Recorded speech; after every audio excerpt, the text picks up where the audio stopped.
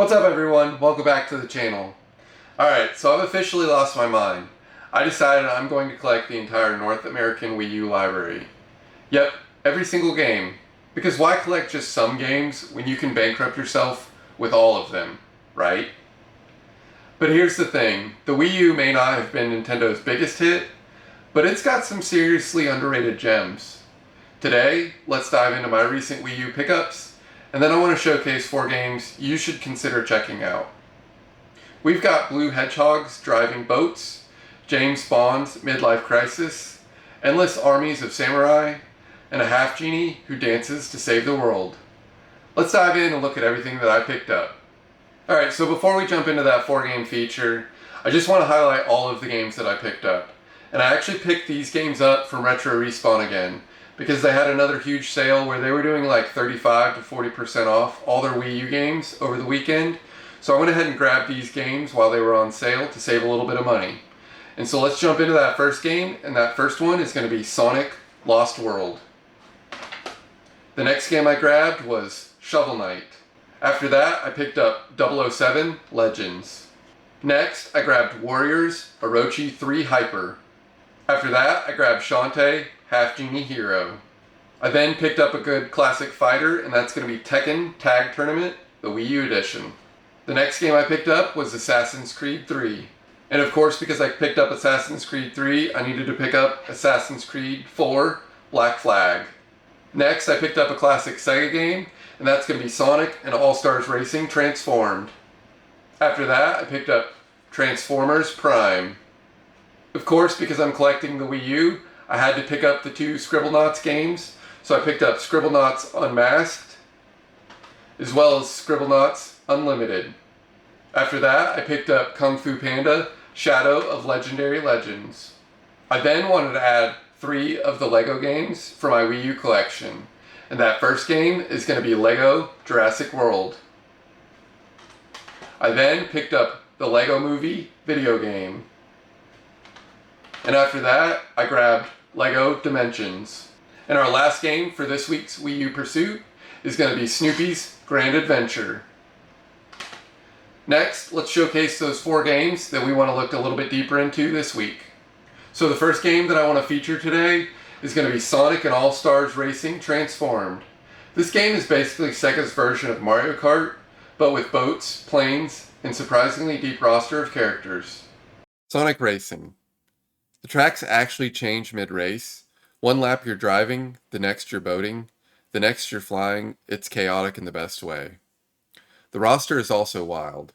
You've got Sonic, of course, but also crazy picks like Wreck-It Ralph, and even Danica Patrick, the NASCAR driver. Yes, she's canonically exist in the Sega universe. The Wii U version used the gamepad screen for a map and rearview mirror, which was actually really handy for blocking sneaky attacks. A lot of fans still say this is the best kart racer not named Mario Kart, and honestly, they're not wrong. This one holds up. Next is going to be 007 Legends, and this one's an oddball. Imagine James Bond greatest hits, but remixed into a single game. The game ties together 6 classic Bond films, including Goldfinger, Moonraker, and Die Another Day, but weirdly all starring Daniel Craig's version of Bond. So yeah, Daniel Craig's fighting Jaws in space.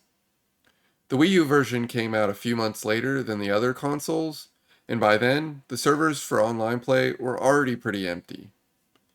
One fun fact, the game was rushed to release alongside Skyfall in 2012, but the actual Skyfall mission was missing at launch and added later as a free DLC. While critics weren't kind to it, collectors hunt for it now because it's one of the very few James Bond games released on a Nintendo console. Now, let's talk about Warriors Orochi 3 Hyper. And if you've ever wanted to mow down 1,000 enemies with a single button press, this game is your therapy session. This game is a crossover mashup between Dynasty Warriors and Samurai Warriors, but also brings in guest characters from series like Ninja Gaiden and Dead or Alive. The Wii U version was the launch day title in North America, meaning it was one of the first Masa experiences you could play on the system. It supported 2-player co-op where the one person could use the TV and the other the gamepad, which was actually a great use of the hardware at the time. The roster is absurd. Over 130 playable characters. So if you thought Smash Bros. Had a lot of choices, Warriors Orochi just laughed in your face. And our last feature game for today is going to be Shantae Half Genie Hero. This is one of the most stylish platformers on the Wii U, and a fan favorite for good reason. Shantae Half Genie Hero. It was one of the earliest big Kickstarter success stories for A Way Forward, raising nearly $1 million with help from devoted Shantae fans. The animations are gorgeous, all hand-drawn 2D art layered over colorful 3D backgrounds, making it one of the best-looking Wii U titles. Shantae transforms into different creatures by dancing. You can turn into a monkey, elephant, crab, and more, which changes how you explore each level. It's one of the last Shantae games to get a physical release on the Wii U, making it a must-have for collectors chasing a complete set like me. So there you have it. Sonic racing with NASCAR drivers, Daniel Craig breaking continuity, 130 warriors spamming combos, and a half genie shaking it up. 55 down in the quest to collect the entire Wii U library. Until next time, happy gaming!